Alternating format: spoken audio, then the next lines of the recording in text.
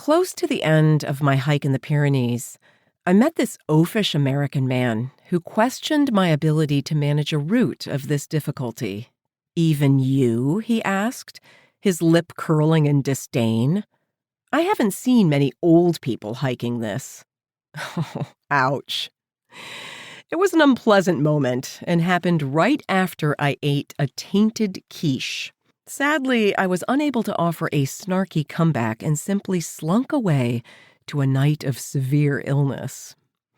Truth is, as a 59-year-old cancer thriver with 2 fake hips, I'd nearly finished the route, and I hadn't skipped a single hard part. Still, a cascading set of issues were piling up and finally forced me off trail. So, looking back, I wonder what I might have done differently as an older person on trail to set me up better for success. You're listening to Blissful Hiker Podcast. I'm Allison Young, the solo, female, middle-aged, titanium-reinforced neurological movement disorder manager, cancer thriver, and long-distance backpacker, blissful hiker. This podcast is a series of personal essays that couple storytelling with found sound and my own flute playing to explore a journey of self-discovery. We're badass people, and we don't need permission to blaze our own trails in this journey we call life. I'm excited to announce that Blissful Hiker Podcast has reached over 100,000 downloads. You can help spread the word by leaving a 5-star rating and a short review on Apple. A doctor once told me, good health requires rest, nutrition, and exercise, and in that order. Interesting, huh? Kind of changes the way you see backpacking, that rest is the first, most important part of good health. Sleeping on the ground gets harder as we age. We've got less cartilage to cushion our bones. We produce fewer hormones that allow us to stay asleep, and many of us develop conditions that keep us awake at night. Long, hard hiking days are punishing on the body and require proper rest. Hands down, the one addition I made to my pack this particular hike made a huge difference. A blow-up sleeping pad 4 inches thick.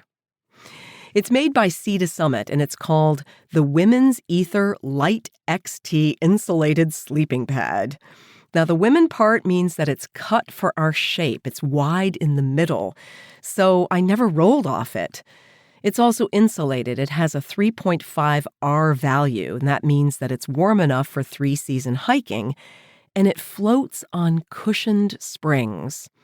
It's huge, and you would think it would take a long time to inflate, but what you do is you blow air into your stuff sack and simply push that air into the mattress. It only took me 5 breaths to fill this amazing sleep pad. Now, it's not the lightest at 17.5 ounces or the smallest, packing to the size of a small log for the fireplace, but I looked forward to crawling into my tent every single night, and I was far more successful this time around getting a good night's sleep. So as far as rest, success. That really can't be said for nutrition. Eating well on trail is my Achilles heel. After about 2 weeks, no matter how much I eat, I can't seem to maintain my weight. Spain and France both put an emphasis on white bread as a mainstay. Now, it fills me up, but it left me longing for healthier choices like fruit and vegetables, beans and rice. A backpacker can burn an average of 5,000 calories per day, but it's not only about replenishing calories, but replenishing them with the right food. As we age, we lose bone and muscle mass, and our nutritional needs change. We need way more vitamin B12, folate, and vitamin D, plus iron, potassium, and maybe most importantly, calcium.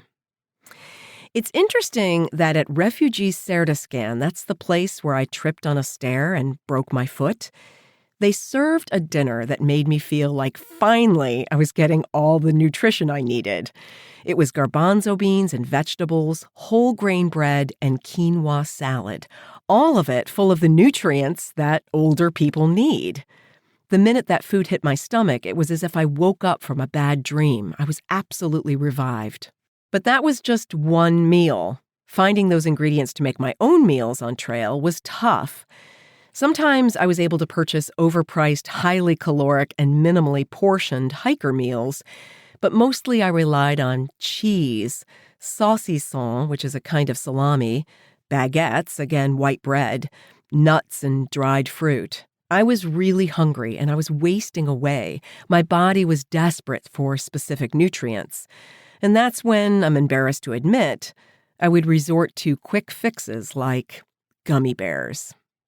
So as far as nutrition goes, definitely needed work. Maybe I could have taken a bus off trail to larger supermarkets. I could have brought supplements with me or planned to eat at refuges that served amazing dinners way more often. So the last part of this, what you might call a three-legged stool of good health, is exercise. I was crazy strong on this hike, really strong, until I wasn't. Obviously, pacing yourself and listening to your body is key, but it becomes even more critical as we age when we might be nursing arthritis, inflammation, old injuries, and generally not quite being the person we were even last season.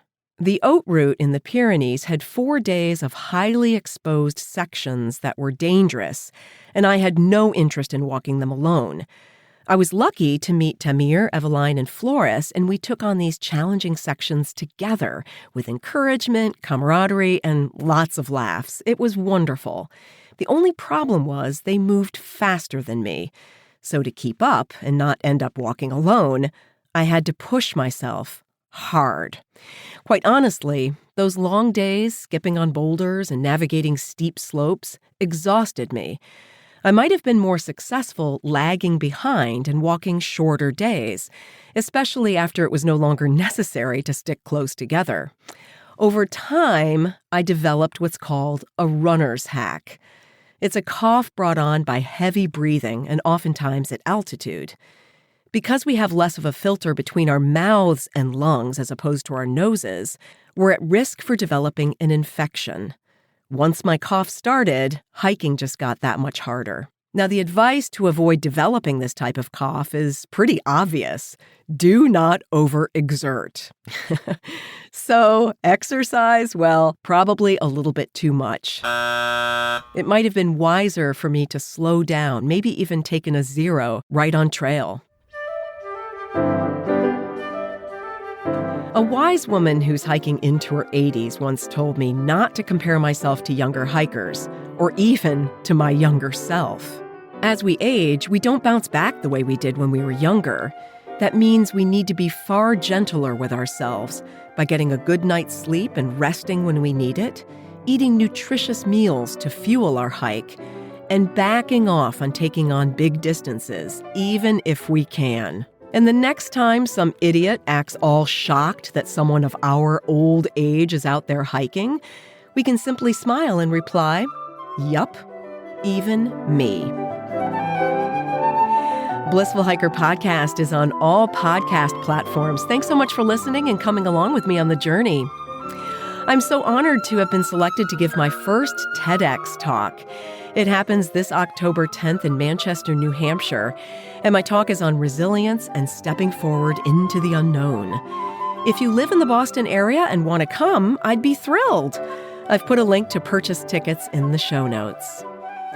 Until we meet again, my friends, kia kaha and happy trails.